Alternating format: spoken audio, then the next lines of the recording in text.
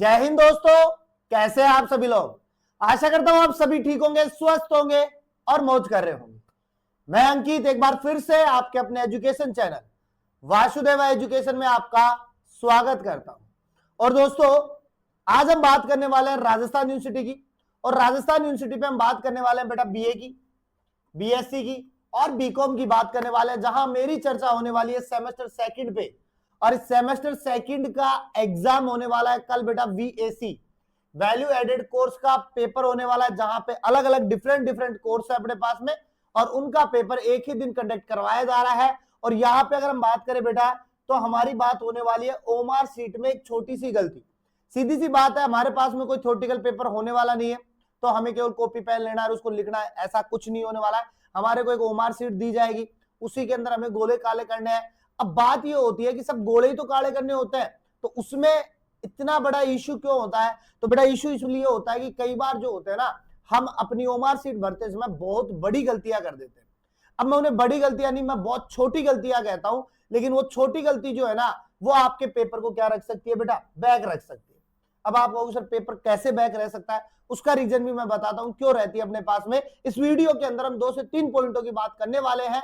अब ये 2 से 3 पॉइंट कौन से होने वाले हैं, तो वीडियो के अंत तक बने रहिएगा, स्किप मत कीजिएगा, क्योंकि शायद आपके पास में कुछ चेतावनी जो है, कुछ चीजें जो है जो आपके साथ में घटती होंगी, वो रह जाए अपने पास में। और कमेंट बॉक्स में जरूर बता दीजिएगा आपके साथ में इनमें से कौन सी मेजर गलतियां होती रहती है। तो आइए बात करते हैं अपने पास में। तो बेटा सिंपल सी बात है, मैं बात कर रहा हूं ओमार सीट की। किसकी बात कर रहा हूं बेटा? ओमार सीट की बात कर रहा हूं, ठीक है। अब ओमार सीट भरना आप लोग लगभग जितने पेपर है, तो ओमार सीट पैटर्न आता है आपके पास में, क्योंकि एक तरफ आपके पास में केवल नॉर्मल फॉर्मेलिटीज होती है और एक तरफ आपके पास में रोल नंबर, एनरोलमेंट, ये सारी चीजें होती है। तो सिंपल सी बात है बेटा, हमारे पास में कॉलम आता है, एक कॉलम आता है और यहाँ पे हमारे पास में इसके रोल नंबर लिखे होते हैं। और यहाँ हमारे पास में क्या बने होते हैं बेटा? कॉलम बने होते हैं। क्या बने होते हैं? कॉलम बने होते हैं। अब यहाँ पर आपको नंबर लिखने होते हैं और यहाँ पर आपके पास में जो कॉलम होते हैं ना, 0 0 0 0 1 1 1 1 1 2 2 2 2 2 3 3 3, ऐसा आपके पास में ओमार सीट का फॉर्मेट आता है। अब आपको करना क्या होता है बेटा? केवल रोल नंबर भरने होता है। अब कई बार क्या होता है कि आप सबको पता है कि ओमार सीट जो होती है ना, वो बेटा स्कैन होती है अपने पास में।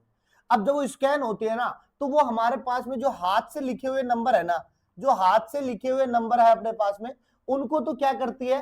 कम एनालिसिस करती है।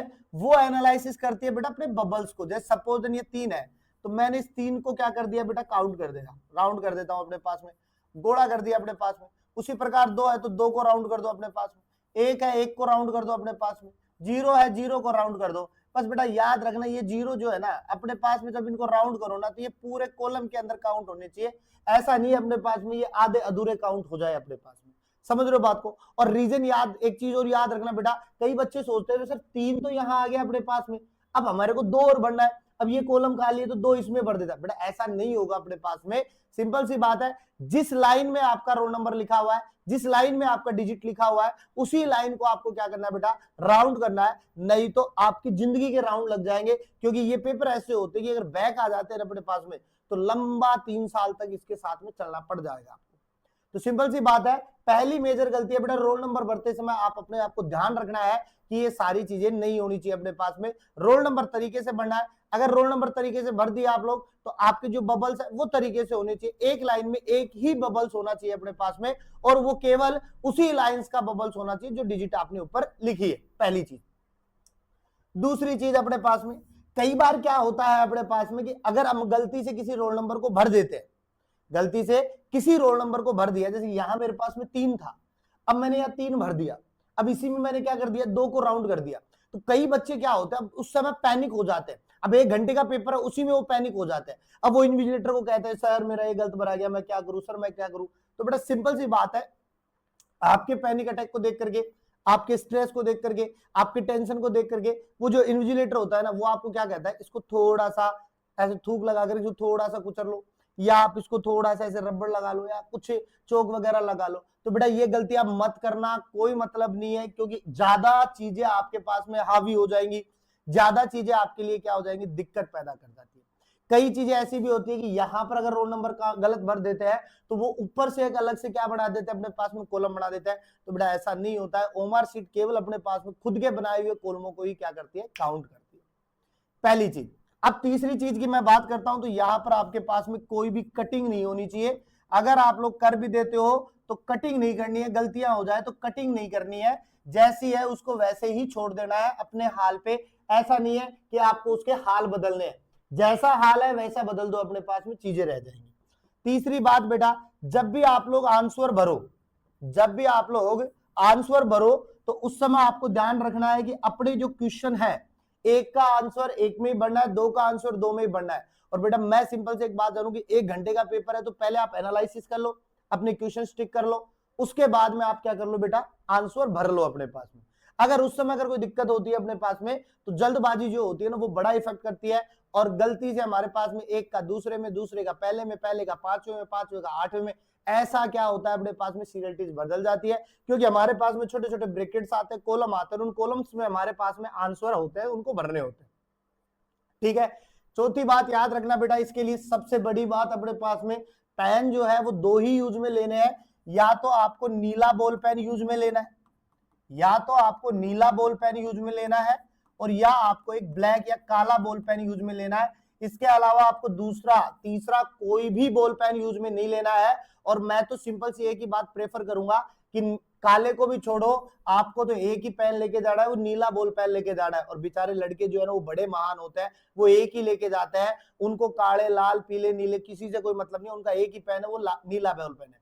उनको अगर डायग्राम भी बनाना होता है वो नीले से ही बनाते हैं, उसमें वो पेंसिल रबड़ चाकू किसी का यूज में नहीं लेते, वो बहुत अच्छे होते हैं, वो अपने घर वालों का खर्चा नहीं करवाते हैं। बाकी लड़कियां तो अपने पास में पेनों का पूरा एक गट्ठा रखती है और उन्हीं में से वो सेलेक्ट करती है। तो बेटा मैं सिंपल से आप लोगों से दरखास्त करूंगा, केवल आपको पेन कौन सा लेना है, नीला बॉल पेन लेना है, केवल नीला बॉल पेन, उसी से आपको ये सारी चीजें फॉर्मेलिटीज करनी है अपने पास। इसके अलावा बेटा अब रोल नंबर के अलावा भी हमारे पास में बहुत सारी एक्टिविटीज होती है या बहुत सारे फॉर्मेलिटीज होती है। जैसे आपके पास में एक एनरोलमेंट नंबर का आता है अपने पास में, ठीक है। दूसरा आपके पास में एक पेपर कोड का आएगा, ठीक है। तीसरा आपके पास में नाम लिखाएगा, इसके अलावा फादर्स नेम, इसके अलावा अपने पास में शायद हो सके तो अपने पास सेंटर नेम लिखवाता है अपने पास में, ठीक है। आपके हस्ताक्षर भी करवाता है। तो अगर इन चीजों में आपके किसी प्रकार का कोई करेक्शन हो जाता है तो इनको आप इतना स्ट्रिक्टली ना लो, कोई दिक्कत नहीं है, इन पे इतना फोकस्ड नहीं होता है। मैन फोकस्ड जो है वो मैंने पहला पॉइंट आपको काउंट कर दिया है। सबसे बड़ा फोकस जो है वो इसी पर होता है, अपने पास में सबसे ज्यादा ध्यान इसी का दिया जाता है, क्योंकि रोल नंबर अगर सही है तो ओएमआर शीट आपकी बराबर चेक होगी, अपने पास में कोई दिक्कत नहीं होने वाली है। इसलिए मेरी सीधी सी एक बात है बेटा, इसका आपको पर्टिकुलरली ध्यान रखना है। बाकी चीजें आपके पास में अगर ध्यान ना रहे तो कोई दिक्कत नहीं है। पहली चीज अपने पास में सबसे बड़ी है, क्योंकि फर्स्ट प्रायोरिटी होती है, ठीक है ना। तो फर्स्ट प्रायोरिटी पहले अपने पास में रोल नंबर, उसे सही बढ़ना है, बाकी चीजें छोड़ देना से कोई दिक्कत नहीं है। बाकी एक चीज और बता दूं लास्ट एंड फाइनल तरीके से कि ओएमआर शीट भरते समय अपने रूम के इन्विजिलेटर से पूछ लेना, सर किसमें क्या भरना है, अपना दिमाग मत लगाना, क्योंकि कई बार खुद का दिमाग बहुत भारी पड़ जाता है।